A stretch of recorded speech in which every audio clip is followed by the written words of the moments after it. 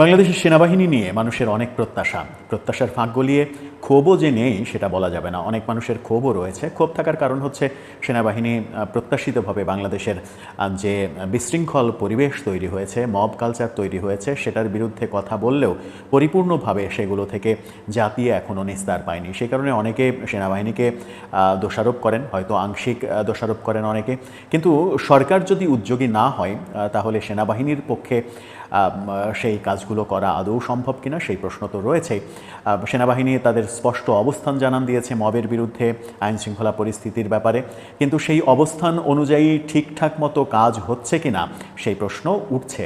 বিশেষ করে গত রাতে যখন আমরা দেখেছি জাতীয় পার্টির চেয়ারম্যান জিএম কাদেরের বাড়িতে আবার মব তৈরি করা হয়েছে, বাড়ি ভাঙচুর করা হয়েছে, মোটরসাইকেল জ্বালিয়ে দেওয়া হয়েছে, ভাঙচুর করা হয়েছে, এরকম ঘটনা, এবং সরাসরি বৈষম্য বিরোধী আন্দোলন এবং এনসিপি নেতাদের বিরুদ্ধে অভিযোগ এসেছে। তখন নতুন করে আবার প্রশ্ন এসেছে যে সেনাবাহিনী আদৌ ব্যাপারগুলোকে সিরিয়াসলি নিচ্ছে কিনা, কিংবা সেনাবাহিনী পেরে উঠছে কিনা সরকারের এক ধরনের উদাসীন অবস্থার মধ্য দিয়ে। এই আলোচনা যখন চলছে তখন গতকালকে আমরা দেখলাম যে আন্তর্জাতিক জাতিসংঘ শান্তিরক্ষা দিবস পালন অনুষ্ঠান হলো আগারগাঁয়ে চীনমৈত্রী সম্মেলন কেন্দ্রে। সেখানে সেনাপ্রধান নানা বিষয়ে কথা বললেন। নানা বিষয়ের মধ্যে সবথেকে ইম্পর্টেন্ট বিষয় কি ইঙ্গিত দিতে চাইলেন সেই আলোচনাটা করব, এবং বাংলাদেশের সার্বিক পরিস্থিতিতে সেনাবাহিনীর ভূমিকা নিয়েও সেই আলোচনাটা থাকবে। বলছিলাম, গতকালকে সেনাবাহিনীর একটি অনুষ্ঠান হয়েছে, আন্তর্জাতিক জাতিসংঘ শান্তিরক্ষা দিবস। সেখানে সেনাবাহিনী সহ 3 বাহিনী, পুলিশের যে জাতিসংঘের শান্তিরক্ষা মিশনে যে সদস্যগুলো রয়েছে তাদের নিয়ে কথা হয়েছে। যারা এরই মাঝে মিশনে গিয়ে নিহত হয়েছেন, শহীদ হয়েছেন, তাদের আত্মার মাগফিরাত কামনা করা হয়েছে, তাদের পরিবারের মধ্যে সহযোগিতা বিতরণ করা হয়েছে। এরকম নানা কর্মকাণ্ড দেখেছি। সেনাবাহিনী প্রধান সেখানে গুরুত্বপূর্ণ ভাষণ দিয়েছেন, এবং বর্তমান বাংলাদেশের বাস্তবতায় তার ওই কথাটা খুবই গুরুত্বপূর্ণ। বিস্তারিত ভাষণে যাচ্ছি না, শুধুমাত্র এক লাইনের প্রসঙ্গে যদি আসি, যে সেনাবাহিনী প্রধান তার ভাষণে যে কথাটা বলার চেষ্টা করলেন সেটা হচ্ছে যে দেশের সার্বভৌমত্ব এবং মহান মুক্তিযুদ্ধের চেতনায় সেনাবাহিনী জাতিসংঘ মিশনে কাজ করে যাচ্ছে।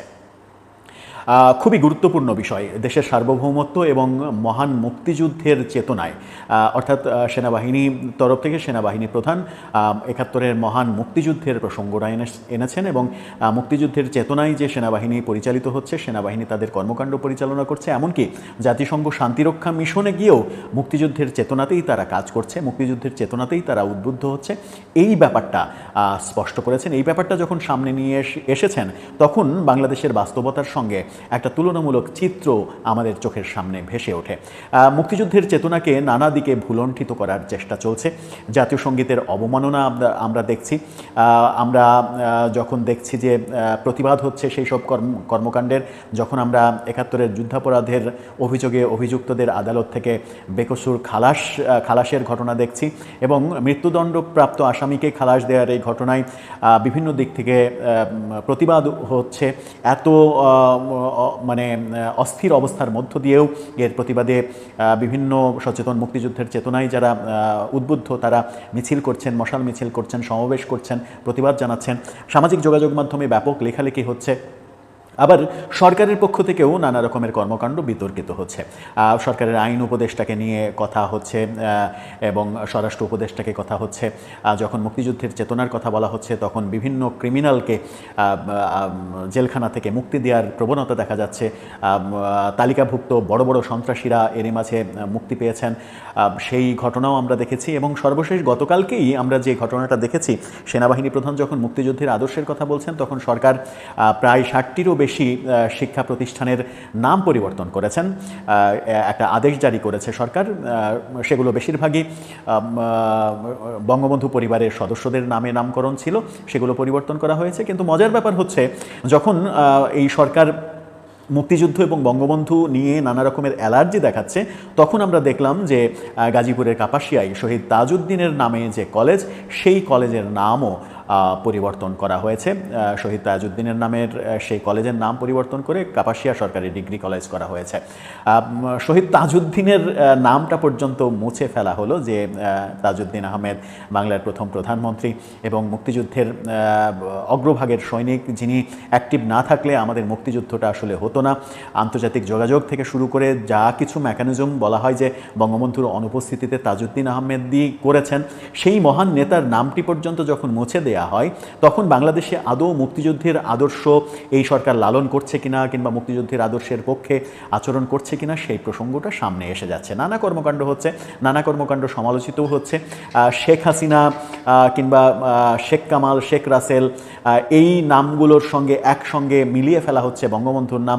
বঙ্গবন্ধুকে চিরতরে মুছে ফেলার চেষ্টা করা হচ্ছে।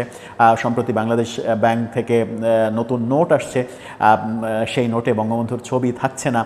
যদিও শেখ হাসিনার আমলে বঙ্গবন্ধুর ছবি নোটে টাকায় দেয়া বিষয়ে অনেক সমালোচনা হয়েছে, যে বঙ্গবন্ধুকে এই জায়গায় না নিয়ে আসলেও হতো, যেটা পরবর্তীতে বিতর্ক তৈরি হতে পারে। পরবর্তী সরকার আসলে এই ছবি যখন মুছে ফেলবে তখন সেটা বঙ্গবন্ধুর জন্য অসম্মানজনক হবে। সেই অসম্মানজনক কাজটা যখন হচ্ছে তখন শেখ হাসিনা সরকারকেও অনেকে দোষারোপ করছেন যে তাদের কারণেই আজকে বঙ্গবন্ধু নানাভাবে অসম্মানিত হচ্ছে। বাংলাদেশের মুদ্রা থেকে বঙ্গবন্ধুর ছবি উঠে যাচ্ছে এবং এই ঈদেই নতুন নোট আসছে। এরকম অনেক কিছু হচ্ছে। অনেক কিছু যখন হচ্ছে তখন সেনাবাহিনী প্রধানের এই যে মুক্তিযুদ্ধের আদর্শে সেনাবাহিনী কাজ করছে, এই কথাটা খুবই গুরুত্বপূর্ণ। সেনাবাহিনী প্রধান আমার মনে হয় যে একাই এক ধরনের যুদ্ধে লিপ্ত হয়েছেন, একাই এক ধরনের যুদ্ধ করে যাচ্ছেন। সেই যুদ্ধে আদৌ তিনি বিজয়ী হতে পারবেন কিনা সে ব্যাপারেও যথেষ্ট বিতর্ক রয়েছে। কারণ সরকার যদি সরাসরি বিপক্ষে থাকে তাহলে সেনাবাহিনী প্রধান একার পক্ষে কিংবা সেনাবাহিনীর পক্ষে কতটুকু কী করা সম্ভব সেই ব্যাপারে যথেষ্ট সন্দেহ রয়েছে। আবার সরকারও যে এটা করছে সেই অভিযোগ করেও আসলে লাভ নেই, কারণ সরকার, অনেকে মনে করেন যে প্রফেসর ইউনূস আসলে এই কাজগুলো করছেন না। প্রফেসর ইউনূসের চারপাশে একটা দেয়াল তৈরি হয়েছে। কয়েকজন মানুষ প্রফেসর ইউনূসকে ঘিরে ধরে রেখেছেন, যারা প্রফেসর ইউনূসকে নানা কর্মকাণ্ডের মাধ্যমে বিতর্কিত করার চেষ্টা করছেন। এই যে লুকিয়ে থাকা গ্যাংটা প্রফেসর ইউনূসের অজান্তেই অনেক কিছু করছেন এবং নানাভাবে সরকারের বিবৃতির মাধ্যমে সেই কাজগুলোকে জাস্টিফাই করার চেষ্টা করা হয়েছে। এর আগে আমরা দেখেছি বঙ্গবন্ধুর বাড়ি যখন গুড়িয়ে দেওয়া হলো, সেখানে সরকারি বুলডোজার নিয়ে আসা হলো। সরকারি বুলডোজার কে সাপ্লাই দিল সেই প্রশ্ন যখন উঠেছে, তখন এই কর্মকাণ্ডকে শেখ হাসিনার ভাষণের পরিপ্রেক্ষিতে মানুষ রাগান্বিত হয়ে করেছে, এরকম একটা বিবৃতি দিয়ে জাস্টিফাই করার চেষ্টা করা হয়েছে। অর্থাৎ মুক্তিযুদ্ধ এবং বঙ্গবন্ধুর বিষয়ে নানা রকমের কর্মকাণ্ডকে জাস্টিফাই করার একটা চেষ্টাই সরকারের মধ্যে যখন আমরা দেখেছি, তখন সেনাবাহিনী প্রধানের এই বক্তব্য খুবই মানে ইমোশনে লাগবে হয়তো অনেকের, খুবই গুরুত্বপূর্ণ হিসেবেও দেখবেন। যদি সেনাবাহিনী প্রধান এবং সেনাবাহিনী সত্যিই মুক্তিযুদ্ধের আদর্শকে অক্ষুণ্ণ রাখতে চায়, তাহলে আমার মনে হয় যে সরকারের সঙ্গে একটা আলাপ আলোচনা করা উচিত। শহীদ তাজউদ্দিনের নাম যখন আপনি কলেজের নাম ফলক থেকে ফেলে দেবেন, তখন যে মুক্তিযুদ্ধকে নাম ফলক থেকে ফেলে দেয়া হয়, সেটা বোঝার মতো ক্ষমতা প্রফেসর ইউনূসকে ঘিরে রেখেছে যে চক্রটা, সেই চক্রের আদৌ আছে কিনা, কিংবা এই চক্রটা আদৌ বাংলাদেশপন্থী কিনা, এই চক্রটা পাকিস্তানের এজেন্ডা বাস্তবায়ন করছে কিনা, ভারত বিদ্বেষ ছড়িয়ে দিয়ে ভারতের সঙ্গে যুদ্ধাবস্থা তৈরি করছে কিনা, করিডোরের প্রসঙ্গ সামনে এনে বাংলাদেশকে এক ধরনের নিরাপত্তাহীন অবস্থার মধ্যে ফেলে দিচ্ছে কিনা, নানা রকমের প্রশ্ন উঠছে। প্রশ্নের সমাধান হয়তো সময়ই দেবে, সময়ই ইতিহাসই ভালোভাবে সাক্ষী দিতে পারে সব কিছুর। ইতিহাসের দেয়া সাক্ষ্য হয়তো আমরা ভবিষ্যতে পাবো, সেই অপেক্ষাই আমাদের করতে হবে। কিন্তু দর্শক, আপনার কি মনে হয় সেনাবাহিনী প্রধানের এই কথা, সেনাবাহিনী মুক্তিযুদ্ধের আদর্শে শান্তি মিশনে কাজ করছে, এই কথায় মানে সিগনিফিক্যান্ট এই কথাটাতে আপনি কোনো গুরুত্ব খুঁজে পাচ্ছেন কিনা, কিংবা কোনো বার্তা খুঁজে পাচ্ছেন কিনা, যে বার্তাটা সেনা প্রধান জনগণকে এবং সরকারকে দিতে চাইলেন? যদি কিছু পান খুঁজে, তাহলে লিখতে পারেন আমাদের কমেন্ট বক্স।